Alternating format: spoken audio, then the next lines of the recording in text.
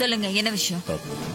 சந்திரா, நம்ம ஊர்ல எப்பவுமே இந்த பஞ்சாயத்து எலெக்ஷன் வந்துச்சுன்னு வை, ஊர் ஒண்ணு கூடி யார் அதிக பணத்துக்கு தலைவர் பதவியை கேக்குறாங்களோ அவங்கள தான் ஒரு மனசா தலைவரா தேர்ந்தெடுப்பாங்க.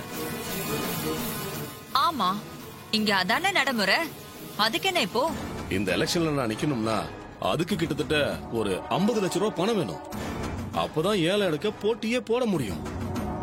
ஆனா என்கிட்ட அவ்வளவு பணம் இல்லையே.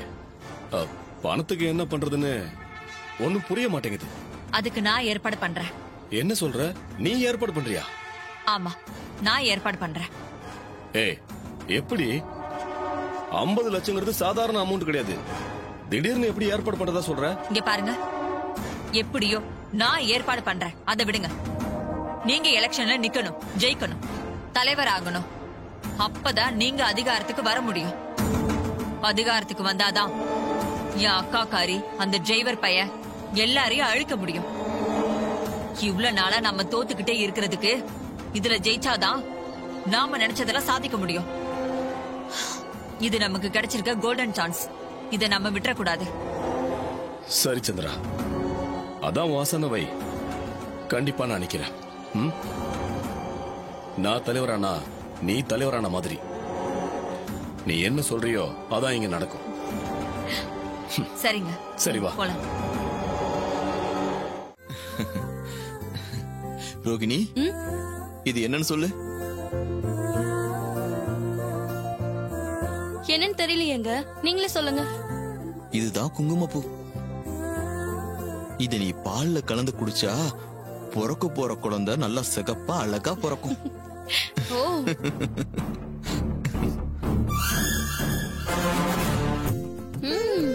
குழந்தை மேல ரொம்ப அக்கறையா இருக்கீங்க போல இருக்கே. இருக்காதா பின்ன? 3 வருஷம் கழிச்சு நீ உண்டாயிருக்க. பொக்கிஷ மாதிரி இந்த குழந்தை நமக்கு கிடைச்சிருக்கு. இத நீ நல்லபடியா பெத்தெடுக்கணும்.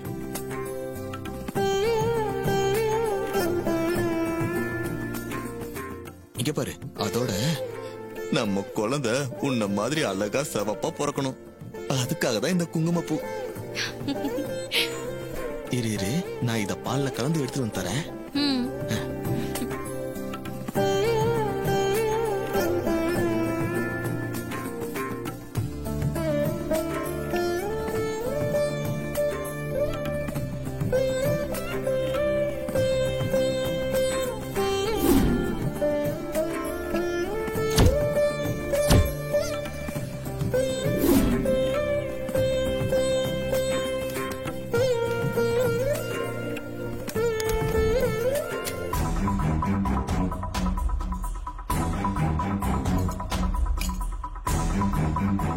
என்ன இவன் பால் காய்ச்சிட்டு இருக்கான்?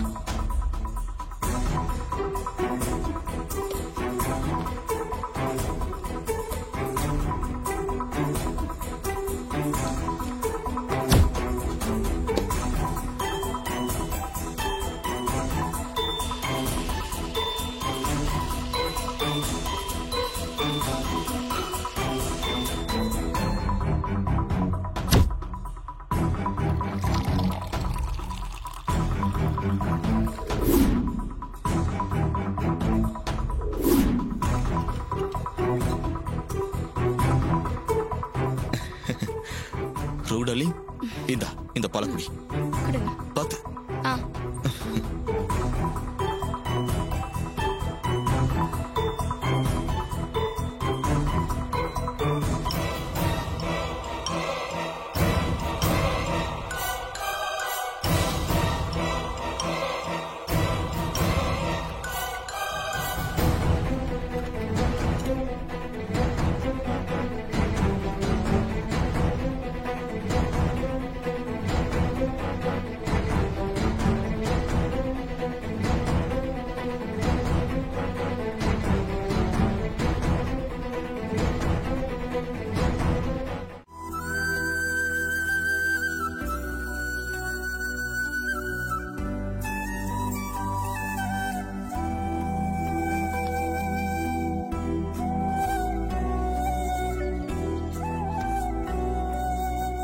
சகல, இன்னும் எத்தனை நாளைக்கு தான் ரோகிணி கர்ப்பமா இருக்கிற விஷயத்த நம்ம மறைக்கிறது?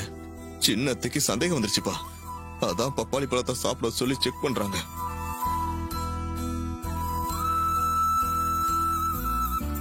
சித்தி நீ கர்ப்பமா இருக்கிறது தெரிஞ்சு இப்படி செஞ்சிருக்க மாட்டாங்கன்னு நினைக்கிறேன். பப்பாயா உனக்கு பிடிக்குமேனு சும்மா கேஷுவலா தான் சாப்பிட சொல்லிருக்காங்க. இருந்தாலும் சித்தி என்ன சாப்பிட சொன்னதும் எனக்கு உயிரே போயிடுச்சு ரேவதி. நல்ல வேலை நீ வந்து காப்பாத்தன. தினம் தினம் ஏதோ ஒரு பிரச்சனை வருமோன்னு பயந்துட்டே இருக்க வேண்டியதா இருக்கு. இது எல்லாத்தையும் கொஞ்ச நாள் பொறுத்துக்கோங்க. அத்தை கிட்ட நானே பேசி அவங்களுக்கு எல்லாத்தையும் புரிய வைக்கிறேன். சரி சகலா, உன்னை நம்பிதான் இருக்கும்.